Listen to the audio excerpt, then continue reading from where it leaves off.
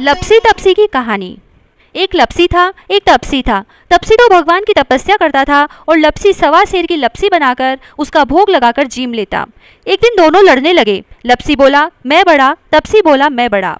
इतने में नारद मुनि आए और बोले तुम क्यों लड़ रहे हो? तो लपसी ने कहा मैं बड़ा हूँ और तपसी ने कहा मैं बड़ा हूँ। तपसी बोला मैं सारे दिन भगवान की पूजा करता हूँ। यह सुन नारद जी ने कहा कि मैं तुम्हारा फैसला कल करूँगा।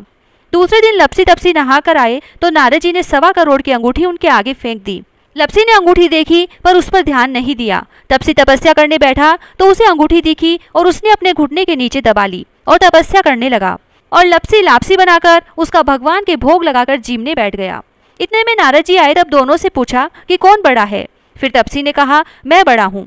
नारद जी बोले कि तुम्हारा घुटना उठाओ, तो उसके नीचे 1.25 करोड़ की अंगूठी निकली। तब नारद जी बोले यह अंगूठी तूने चुराई है तो तुझे तेरी तपस्या का फल नहीं मिलेगा। तब तपसी बोला हे नारद मुनि, मेरी तपस्या का दोष कैसे दूर होगा? नारद जी ने कहा रोटी बनाकर बाटियां नहीं बनाया तो फल तुझे होगा, ब्राह्मण जिमाकर दक्षिणा नहीं दी तो फल तुझे होगा, साड़ी दे के ब्लाउज नहीं दिया तो फल तुझे होगा, दिया से दिया जलाया तो फल तुझे मिलेगा। सब व्रत त्योहार की कहानी सुनने के बाद तेरी कहानी नहीं सुनी तो फल तुझे होगा। तभी से सभी व्रत त्योहार की कहानियों के बाद लपसी तपसी की कहानी सुनी जाती है।